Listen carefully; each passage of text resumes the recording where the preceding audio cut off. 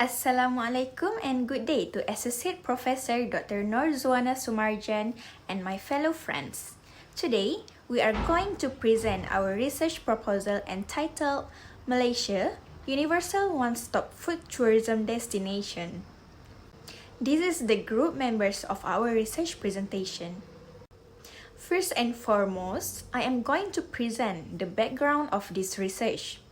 Malaysia has always known for its diversity of multiple ethnicities ranging from language, cuisine, arts, religions, and others. Malaysia is rich with cultures, hence it is also rich with a variety of gastronomies such as Indian, Chinese, Peranakan, and traditional Malaysian cuisines. Not only that, tourists can also find all kinds of Asian food in this country, along with Arabic, European, and African foods. This study will provide an in-depth examination of the meaning and definition of food tourism, as well as how this aspect of tourism is probable in Malaysia. Assalamualaikum, my name is Nifirzani and I will present about the next topic. I will explain about the problem statement of this study. Over the years, Malaysia's impression as one of the world's best cuisines has dropped significantly. This can be seen where Taste Atlas, an encyclopedia of gastronomy, and World Atlas of Cuisines released the latest World Cuisine ranking in June 2022, which has ranked Malaysia in the 46th place out of 50 top countries. They gave the clarification on how they evaluate this ranking, where the average user rating of the 30 top dishes, beverages, and food products in each country is used to determine the country's ranking. In addition, the food globalization issue also affects the food tourism industry. Therefore, throughout this study, we will analyze the problems that have led Malaysia to not be ranked in the world's top cuisine ranking despite its huge potential. Hello and Assalamualaikum. My name is Mizan Mazatul and I will continue by the purpose of this study. This study aims to discover the potential of Malaysia to become a universal food tourism destination. This is because Malaysia has a variety of ethnic and unique foods. Not only that, it's also easy to find authentic food from other countries in Malaysia. Another purpose of this study is that to get into the factors of why Malaysia is now recognized as a universal food tourism destination. In addition, this study will give some perspective on Malaysia's gastronomy in the future. We will observe how the gastronomy and tourism industry are related to each other. Strong gastronomy attractions can influence tourists to come to this country. Based on a domestic tourism survey in 2020, over 18.6% of tourists spend their money on food and beverages. This also could lead to our research that gastronomy is important in this tourism industry. Next, the research objectives of this study are to explore the potentials of Malaysia as a universal food tourism destination and to identify the factors that lead to Malaysia not being recognized as a universal food tourism destination. Meanwhile, the research questions are: what are the potentials of Malaysia as a universal food tourism destination, and what are the factors that lead to Malaysia not being recognized as a universal food tourism destination. The focus of this study will be on various factors that can bring Malaysia to be acknowledged as universal food tourism destination. This research will analyze the aspects of how Malaysia is not recognized as a global gastronomic tourism. Many studies in the past only highlighted the significance of local Malaysian food in a certain area or region without realizing on how accessible it is to find food from all around the globe in Malaysia. Specifically, this research will benefit many parties: the locals, tourism industry, people that are involved in the food industry, and foreign tourists, as they can give new perspective of Malaysia to the world. Thus, this research will add knowledge and give new insights to the local people as well as the tourists to see this country as a universal food tourism destination. As for the coverage of the literature, we will explain about the potential of Malaysia for being a universal food tourism destination. In this study, we use various sources such as articles, academic and professional journals, books and reports, and this study also used a few databases such as Emerald Insight, Google Scholar, and Science Direct to obtain related information for this study. This study also comprised 4 parts of discussion literature, where firstly is about the relationship between the gastronomy variation from diverse ethnicity and universal food tourism destinations. Nowadays, enjoying local food at a destination is seen as a trend, with millions of tourists traveling to familiar places to enjoy the local gastronomy culture. According to Yeoman and McMahon Bay 2016, ethnic foods have the capability to represent a nation's culture. In Malaysia, our ethnic foods have become our main food in our life for the past years.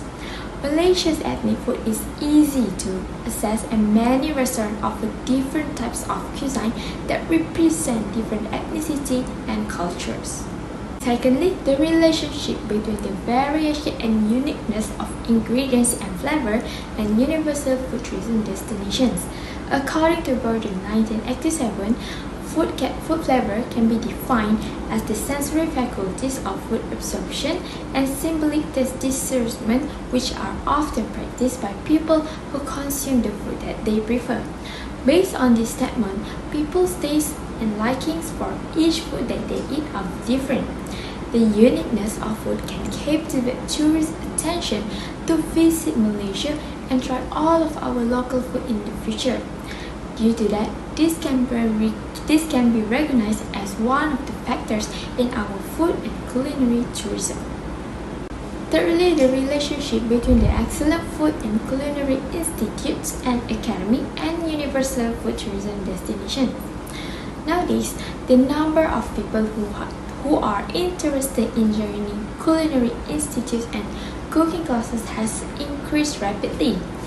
Food has moved into a privileged position in the first world society as a plaything or an art object, and cooking as a hobby or an admirable profession based on Collins 2015. For instance, Paris is famously known as a high-quality gastronomy and full of delicious pastries. Many tourists visit Paris just to experience the taste of their bread and pastries. Due to that, many people decide to be a chef and make it as their main job. This leads to the competition for the culinary profession, and people who are in this industry must be skillful and knowledgeable chefs in order to survive in this industry. Lastly, the relationship between the promotional activities and universal food tourism destinations. Malaysia has diverse food ethnicities. Therefore, Malaysia Universal One-Stop Food Festival could be a great idea for the upcoming festival in promoting local and non-local foods. The forecast for this festival can be seen where people will attend this festival and explore the taste of each cuisine. Not only that, by adding more stalls or booths such as games and free gift booths also play an important part in attracting more people to join the festival. Based on the study by the researcher regarding analyzing a festival, it can be seen that creating food festivals would be a good idea to promote more local and non-local ethnic foods. Thus, it will have a positive impact on generating the nation's income and lead to the economic success. By all of this, Malaysia has yet to be recognized as a premier destination for food tourism. In research from Hussein 2018, tourism and food perspective have not been addressed within the context of soft power in relation to Malaysia. Meanwhile, research design is the arrangement of requirements for data collection and analysis in a way that aims to ensure the research purpose with procedure economy. Research design also is conducted based on the blueprint for the collection and measurement and analysis of data. In this study, we will be using qualitative data where an in-depth interview, observation, journals, articles, and case study will be the main sources to complete this research. The duration of gathering all of this information regarding our research will take approximately 6 months. Moreover, the sample for this study is Malaysian citizens, foreign travelers, and people who are expert in the food and beverage industry, especially food reviewers, since they have a better insight in the gastronomy field. In fact, the sampling techniques that we will be used are convenience sampling and snowball sampling. Thus, we will use both primary and secondary data for this study. Moving on to the next slide, I am going to explain the population and sample chosen for this study. The population chosen is the foreigners and Malaysia citizens. Meanwhile, the sample chosen are foreign tourists that have experience traveling to Malaysia, local tourists that travel abroad often, and workers in the food and beverage industry. These samples are chosen because they are experiential in trying both Malaysian and other countries' gastronomies, and they also have a lot of knowledge in the gastronomy area. The sample size targeted for this research is 100 respondents. Meanwhile, the sampling technique used in this research is non-probability sampling.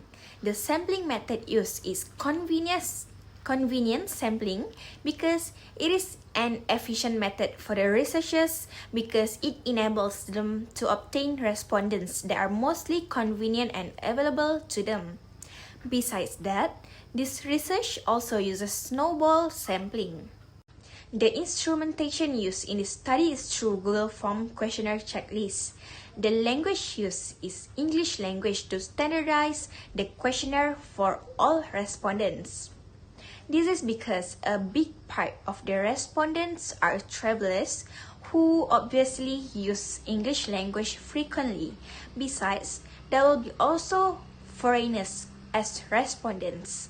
Furthermore, the hospitality industry is an industry that is closely associated with international approach. This questionnaire will consist of 4 parts covering firstly, the demographic profile, secondly, the travel background and gastronomy knowledge, thirdly, the potential of Malaysia, and fourth, the factors. This study will be reviewed by Associate Professor Dr. Nurzuana Sumarjan and Dr. Khairun Najah Ahmad as the supervisor. The study applies qualitative analysis, which encompasses several diverse research methods that differ from each other considerably. The data will be collected from 2 sources, primary data and secondary data. An online survey through Google Form with a set of questionnaire is the primary data that will be distributed to targeted respondents, such as foreign tourists that have experience traveling to Malaysia, local tourists that travel abroad frequently, and workers in the food and beverage industry. We will use social media like WhatsApp, Twitter, and Instagram where desired respondents can be identified. Proper cover letter and invitation should be included in order to inform the purpose of the survey to respondents. Next is secondary data. The material will be collected throughout the past researchers from a few databases such as Emerald Insight, Google Scholar, and Science Direct related to gastronomy in Malaysia.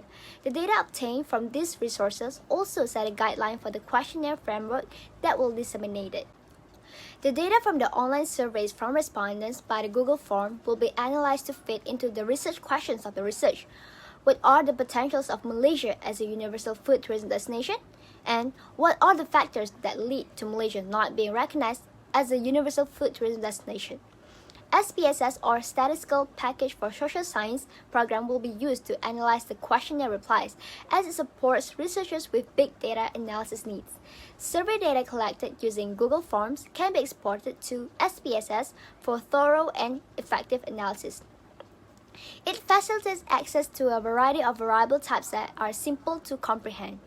SPSS makes it simple for researchers to set up models because the majority of the procedure is automated. Other than that, SPSS provides extensive statistical tools for assessing precise results, allows us to design, plot, report, and display data with greater clarity.